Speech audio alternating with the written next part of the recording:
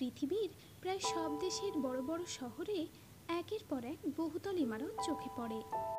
কিছু কিছু বিল্ডিং এতই সুন্দর যে অবাক হয়ে তাকিয়ে থাকতে হয়। তেমনই চীন দেশে রয়েছে এক দানবাকার বিল্ডিং। এই ভবনটি এতই বিশাল যে এর সামনে দাঁড়ালে আপনার নিজেকে একটি পিঁপড়ের মতো মনে হবে। প্রিয় দর্শক, নিউজ অ্যান্ড ফ্যাক্টসের আজকের ভিডিওতে বলবো হংকংয়ের মনস্টার বিল্ডিং সম্পর্কে। ক্যারি বে হলো পূর্ব হংকংয়ের একটি ঘনবসতিপূর্ণ এলাকা। প্রায় প্রতি বছরই এই অঞ্চলে আবাসনের সংখ্যা বাড়তে থাকে, ফলে এখানকার বিল্ডিংগুলির উচ্চতাও ক্রমশ বৃদ্ধি পাচ্ছে। তবে এখানকার কোনো বিল্ডিংই মনস্টার বিল্ডিংয়ের মতো এত বড় ও ঘনবসতিপূর্ণ নয়। হংকংয়ের এই অঞ্চলের স্থানীয় মানুষেরা বিল্ডিংটিকে এই নামেই অভিহিত করে থাকেন। নাম অদ্ভুত হলেও এই ভবনে কিন্তু কোনো মনস্টার বা দানব বাস করে না। মূল ভবনের উপরের তলগুলি সাধারণত মানুষের বসবাসের জন্য ব্যবহৃত হয় এবং নিচের তলায় বিভিন্ন ধরনের বাজার দোকান দেখতে পাওয়া যায়, যেমন চা, মাছ, সবজি এবং অন্যান্য গৃহস্থালির জিনিসপত্র বিক্রির দোকান। অত্যন্ত সুন্দর এবং আকর্ষণীয় নির্মাণ কৌশলের জন্য এই বিল্ডিংটি পর্যটকদের কাছেও একটি জনপ্রিয় স্থান হয়ে উঠেছে। ফলে এই মনস্টার বিল্ডিংয়ের ছবি তোলার জন্য বহু পেশাদার ফটোগ্রাফারদের আনাগোনা লেগেই থাকে। আপনারাও অনেকেই হয়তো ফেসবুক বা ইনস্টাগ্রামে এই বিল্ডিংয়ের বিভিন্ন ভিডিও ও ছবি দেখেছেন। এছাড়াও বর্তমানে বিভিন্ন শর্ট ফিল্ম ও হলিউড সিনেমার দৃশ্যের জন্য এই বিল্ডিংটি বেশ পরিচিত হয়ে উঠেছে। মোট 5টি দালান এমনভাবে গা ঘেঁষে লেগে আছে যেন দেখলে মনে হবে একটিই ভবন।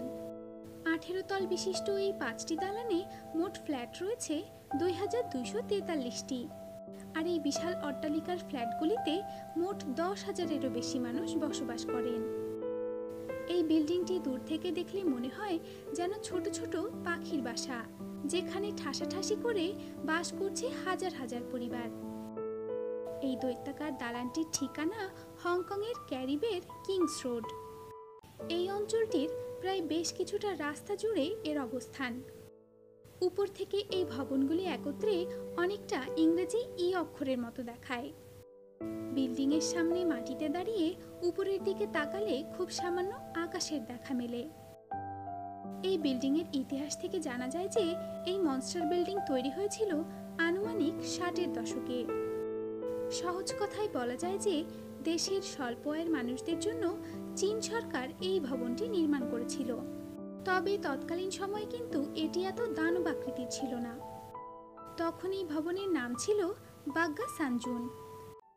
এরপর 1972 সালে ভবনটি বিক্রি হয়ে যায় এবং মোট 5টি ব্লকে বিল্ডিংগুলিকে বিভক্ত করা হয়। তবে হংকংয়ের এই বিল্ডিং সম্পর্কে সবচেয়ে অবাক করার মতো তথ্য হলো হংকং সরকারের সরকারি নথি অনুযায়ী এই দানবাকার ভবনের কোনো অস্তিত্বই নেই। এমনকি এই মনস্টার বিল্ডিং নামে কোনো বাড়ির নামও নেই হংকংয়ে। সরকারি নথিতে কেবলমাত্র বলা আছে যে 5টি ভবন নিয়ে তৈরি একটি আবাসন।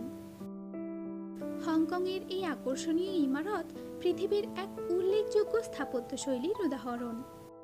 হংকংয়ে ঘুরতে আসা বহু পর্যটক এই অদ্ভুত দর্শন বিল্ডিংটি একবার হলেও স্বচক্ষে দেখতে আসেন। ফলে পর্যটক এবং চিত্রশিল্পীদের হাত ধরেই বর্তমানে এই মনস্টার বিল্ডিংয়ের পরিচয় উত্তরোত্তর বৃদ্ধি পাচ্ছে। আজকের ভিডিওটি কেমন লাগলো কমেন্ট করে জানাবেন কিন্তু। আরও নতুন নতুন তথ্য জানতে আমাদের চ্যানেলটি সাবস্ক্রাইব করতে ভুলবেন না।